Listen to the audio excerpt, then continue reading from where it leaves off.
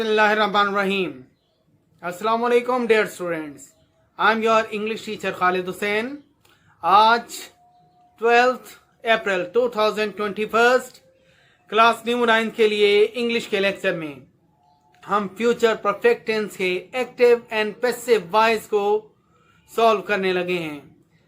तो बेटा उम्मीद करता हूं कि आप इन एक्टिव एंड पैसिव वॉइस को बगौर समझने की कोशिश करेंगे और किसी किस्म की मुश्किल की सूरत में मुझसे रब्ता ज़रूर करेंगे ताकि मैं आपकी मुश्किल का हल तलाश करके आपकी बेहतर अंदाज में रहनुमाई कर सकूं।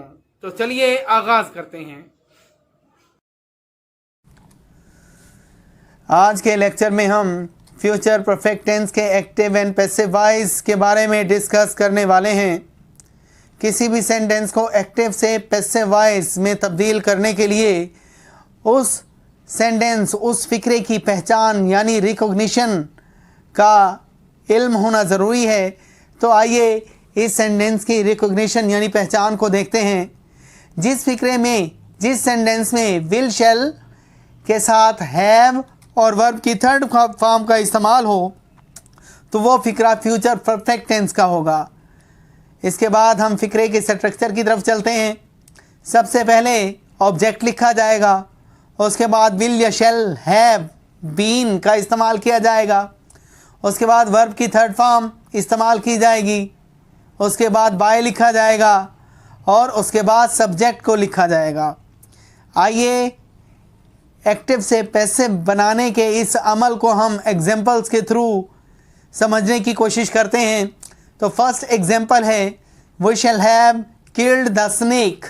सबसे पहले ऑब्जेक्ट लगाएंगे। ऑब्जेक्ट इसमें द स्नेक है। The snake will have been, उसके बाद विल हैव बीन का जिक्र करेंगे। अगर सब्जेक्ट आई और वी हो तो हम शैल का इस्तेमाल करेंगे। इसके अलावा कोई सब्जेक्ट आ जाए तो हमने विल का इस्तेमाल करना है।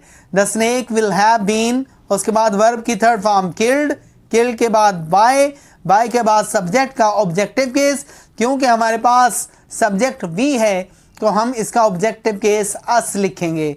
तो सेंटेंस जो बनेगा वो कुछ इस तरह से होगा, the snake will have been killed by us. Second sentence को देखते हैं बेटा, we shall have finished our work by March next.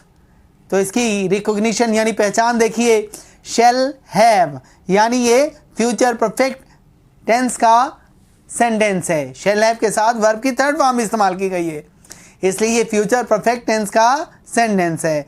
अब इसका पैसिव वॉइस कुछ इस तरह से बनेगा। पहले ऑब्जेक्ट लिखेंगे। ऑब्जेक्ट है आवर वर्क। आवर वर्क के बाद विल हैव बीन का इस्तेमाल करेंगे। उसके बाद वर्ब की थर्ड फॉर्म फिनिश्ड, उसके बाद बाय, बाय के बाद सब्जेक्ट का ऑब्जेक्टिव। सब्जेक्ट हमारे पास वी है तो इसका ऑब्जेक्टिव केस अस लगाएंगे। उसके बाद सेंटेंस जो का तू जैसा है बाय मार्च नेक्स्ट, ये वैसे के वैसा ही लिख दिया जाएगा। Our work will have been finished by us by March next. हाँ जी, नंबर 3 पर देखिए, they will have threatened us. They will have threatened us. सबसे पहले बेटा इसमें ऑब्जेक्ट देखेंगे। ऑब्जेक्ट हमारे पास अस है तो अस का हम सब्जेक्टिव केस इस्तेमाल करेंगे। अस का सब्जेक्टिव केस होगा वी। वी के साथ हम शैल इस्तेमाल करेंगे। वी शैल हैव बीन, उसके बाद वर्ब की थर्ड फॉर्म थ्रेटन्ड, फिर बाय का इस्तेमाल बाय, उसके बाद सब्जेक्ट का ऑब्जेक्टिव केस। सब्जेक्ट हमारे पास दे है तो इसका ऑब्जेक्टिव केस देम इस्तेमाल किया जाएगा। तो सेंटेंस जो हमारे पास होगा वो कुछ इस तरह से होगा, we shall have been threatened by them. जी बेटा, तो अब इसके नेगेटिव सेंटेंसेस को देखते हैं। सबसे पहले ऑब्जेक्ट का इस्तेमाल किया जाएगा, उसके बाद विल या शैल के बाद नॉट को इस्तेमाल करेंगे नेगेटिव सेंटेंस में तब्दील करने के लिए। उसके बाद हैव बीन, फिर वर्ब की थर्ड फॉर्म, उसके बाद बाय, बाय के बाद सब्जेक्ट का इस्तेमाल किया जाएगा। इसी स्ट्रक्चर को मद्देनज़र रखते हुए हम एग्जांपल्स के थ्रू एक्टिव से पैसिव वॉइस में सेंटेंस को तब्दील करने की प्रैक्टिस करते हैं। तो बेटा पहला सेंटेंस है, the professor will not have delivered a lecture. तो पैसिव फॉर्म में तब्दील करने के लिए पहले ऑब्जेक्ट लिखा जाएगा। ऑब्जेक्ट है a lecture. A lecture will not have been delivered, verb की थर्ड फॉर्म। उसके बाद बाय के बाद सब्जेक्ट का ऑब्जेक्टिव द प्रोफेसर। अगर आप इस सेंटेंस में गौर करें तो इसका सब्जेक्ट और ऑब्जेक्ट दोनों ही नाउन्स हैं। दोनों ही क्या हैं? नाउन हैं। अगर ये प्रोनाउन होते यानी I, we, you, he, she, it, they होते तो हम सब्जेक्ट का ऑब्जेक्ट और ऑब्जेक्ट का सब्जेक्ट लिखते। अब क्योंकि ये नाउन है लिहाजा इनमें किसी किस्म की कोई तब्दीली नहीं होगी सिवाय इसके कि इनकी जगह तब्दील हो जाएगी, यानी सब्जेक्ट की जगह ऑब्जेक्ट और ऑब्जेक्ट की जगह सब्जेक्ट आ जाएगा। ए लेक्चर नाउन है तो ये सब्जेक्ट की जगह पर आ गया, और द प्रोफेसर भी नाउन है तो ये ऑब्जेक्ट की जगह पर चला जाएगा। जी बेटा, a lecture will not have been delivered by the professor. Second sentence है the juggler will not have shown new tricks. सबसे पहले ऑब्जेक्ट न्यू ट्रिक्स होगा। New tricks will not have been का इस्तेमाल करेंगे। उसके बाद वर्ब की थर्ड फॉर्म शोन, उसके बाद बाय के बाद सब्जेक्ट का ऑब्जेक्टिव। यहाँ पर भी सब्जेक्ट नाउन है लिहाजा वैसे का वैसे ही लिख दिया जाएगा by the juggler. New tricks will not have been shown by the juggler. जी, जगलर बेटा मदारी को कहा जाता है। थर्ड सेंटेंस है बेटा I shall not have disheartened you. I shall not have disheartened you. तो बेटा इसका एक्टिव से पैसिव बनाने के लिए सबसे पहले हम ऑब्जेक्ट लिखेंगे। तो ऑब्जेक्ट हमारे पास यू है तो इसका सब्जेक्टिव केस भी यू ही होगा, लिहाजा हम यू लिख देंगे। उसके बाद विल या शैल का इस्तेमाल, विल नॉट हैव बीन। उसके बाद वर्ब की थर्ड फॉर्म डिसहर्टन्ड। उसके बाद बाय के बाद सब्जेक्ट का ऑब्जेक्टिव। अब सब्जेक्ट हमारे पास आई है। आप गौर करें ये एक प्रोनाउन है। प्रोनाउन है तो ये सब्जेक्टिव केस है तो हमने इसका ऑब्जेक्टिव केस लिखना है। आई का ऑब्जेक्टिव केस मी होता है लिहाजा हम आई के ऑब्जेक्टिव केस मी को ऑब्जेक्ट की जगह पर लिखेंगे। तो सेंटेंस को इस तरह से बनेगा you will not have been disheartened by me. इसके बाद बेटा इंटेरोगेटिव सेंटेंसेस को देखते हैं।